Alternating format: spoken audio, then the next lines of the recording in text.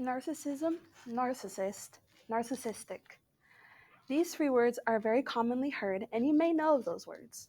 To be more specific, those three words are used to describe someone who may have a pathological self interest in themselves or just a great big admiration for themselves. However, what do these words truly mean?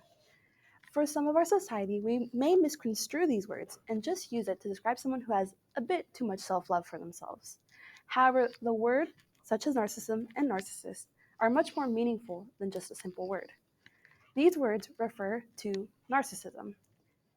Going more deep, this refers to narcissistic personality disorder, which is a real mental diagnosis. Today, as we venture forth, we're going to discover a bit more about narcissistic personality disorder. We may see some things we recognize, and we may also find some new information for ourselves.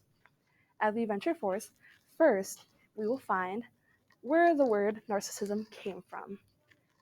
Then, we will be able to discover how it came to be a mental diagnosis in the world of psychology.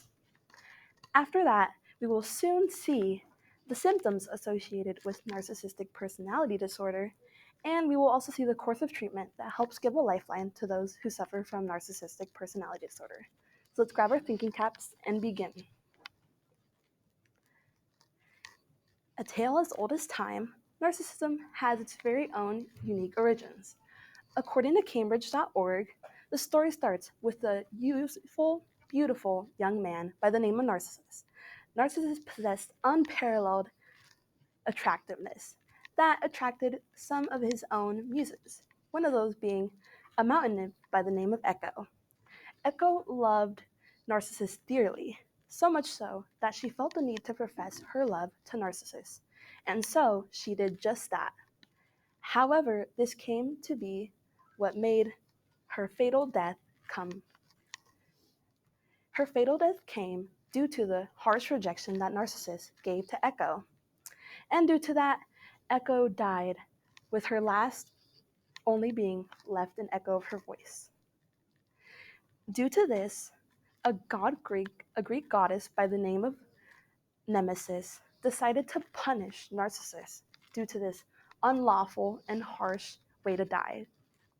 Since, of course, she died of heartbreak. And so, this punishment, well, it's quite unique.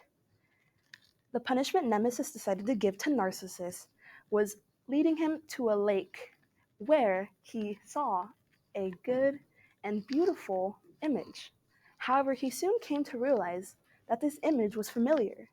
It was actually an image of himself in the pond. And in this pond, he fell in love, and the more he looked, the more entranced he became. However, he soon realized his own heartbreak, realizing that this love would never be reciprocated since that image was simply a reflection of himself. And so, this is how the word narcissism came to be and the beautiful history of it.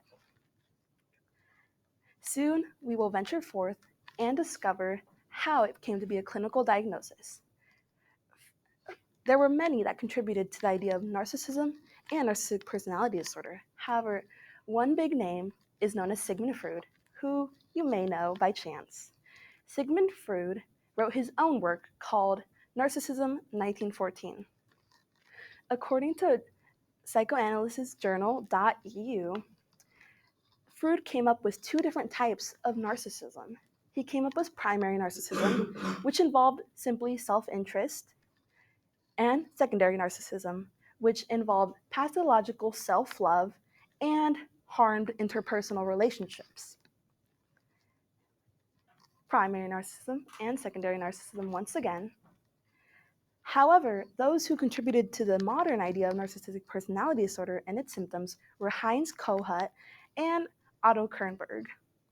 And, of course, it brings us to today, which comes with narcissistic personality disorder. Those who suffer from narcissistic personality disorder deal with a complex condition, one that is quite rare within the population. Symptoms that are often associated with narcissistic personality disorder includes self-love, which may be a bit too harmful, a lack of empathy, and they also suffer from harmed interpersonal relationships. However, there are treatments for narcissistic personality disorder.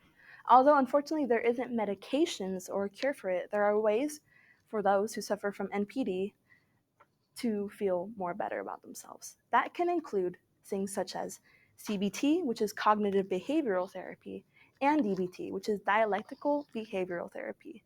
The difference between these two are CBT, which is a very popular form of therapy that can be used for many mental diagnoses. However, for narcissism, it can be used to basically be your own therapist. And DBT, dialectical behavioral therapy, can be used to accept the harsh realities and to be able to move on and forward in your life. And these are the greats that provide such a great lifeline for those who suffer from narcissistic personality disorder. As we soon come to a close, we soon realize the complex mental diagnosis that is narcissistic personality disorder. As we ventured forth, we were able to discover the history of narcissism with the youthful man, Narcissus. We also were able to discover the greats such as Freud, Kohutz, and Kernberg, who came up with the diagnosis and the terms for narcissism and narcissistic personality disorder. And we were also able to discover the symptoms along with the course of treatment that provides a great lifeline for those who suffer from narcissistic personality disorder. I hope you were able to discover some new information with this and also be able to see more throughout just a bit of inflated self-love, because this narcissistic personality disorder means more than just that. Thank you for joining me today.